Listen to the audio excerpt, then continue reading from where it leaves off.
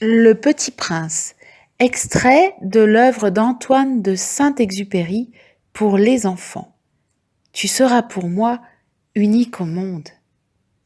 Il était une fois un petit prince. C'est un drôle de petit bonhomme qui vit sur une planète à peine plus grande qu'une maison.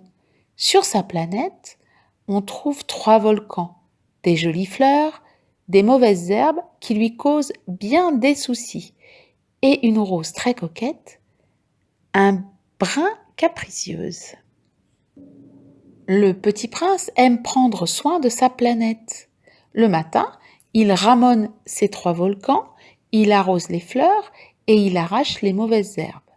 Il se méfie des mauvaises herbes, surtout des graines de baobab.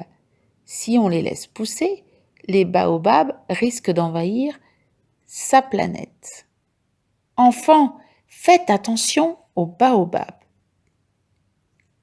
Un jour, sur sa planète, le petit prince découvre la rose.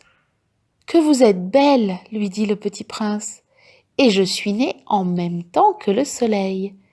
C'est une rose très coquette et un peu prétentieuse, mais surtout très exigeante. Le soir, vous me mettrez sous globe pour m'abriter du vent froid qui souffle chez vous. Je suis si mal installé ici. » Le petit prince se laisse impressionner par cette rose assez chipie. J'aurais dû deviner sa tendresse derrière ses pauvres ruses. Le petit prince se sent très seul sur sa planète. Il décide alors de partir en voyage, à la recherche d'un ami.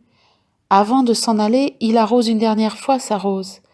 Et au moment de la quitter, il se sent soudain très triste. Le petit prince visite de nombreuses planètes. Sur l'une d'elles, il rencontre un roi qui n'a pas de sujet. Sur une autre, il rencontre un géographe qui ne connaît pas sa géographie. Sur une troisième, il rencontre un allumeur de réverbères. Sa planète est si petite qu'à peine allumé pour la nuit, le réverbère doit être éteint car le jour se lève aussitôt. Les grandes personnes sont bien étranges, se dit le petit prince en lui-même durant son voyage. Enfin, le petit prince arrive sur terre. Il est surpris de ne voir personne. Il marche très longtemps dans le désert. C'est alors qu'il rencontre un renard. « Viens jouer avec moi », propose le petit prince. On est un peu seul dans le désert.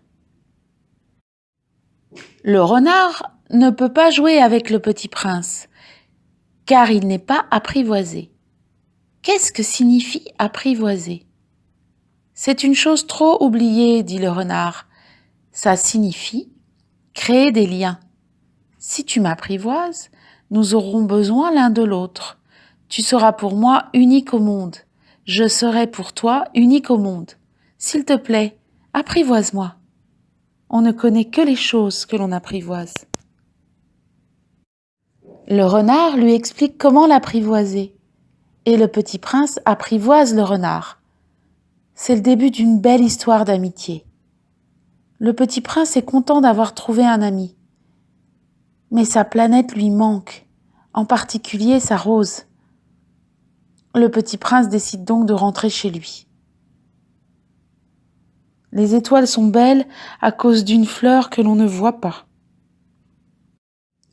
Alors, il va faire ses adieux au renard. Le petit prince est triste de quitter son ami. Mais le renard lui dit « Tu as des cheveux couleur d'or. Le blé qui est doré me fera souvenir de toi.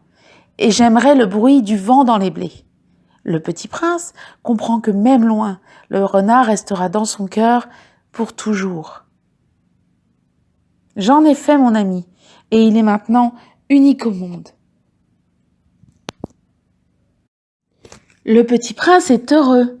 Il retourne sur sa planète avec un doux mouton blanc. Il retrouve ses volcans et il y rejoint sa rose qui l'attend. Le soir, parfois, quand tu regardes les étoiles, tu peux les entendre rire. Et j'aime la nuit écouter les étoiles. C'est comme 500 millions de grelots.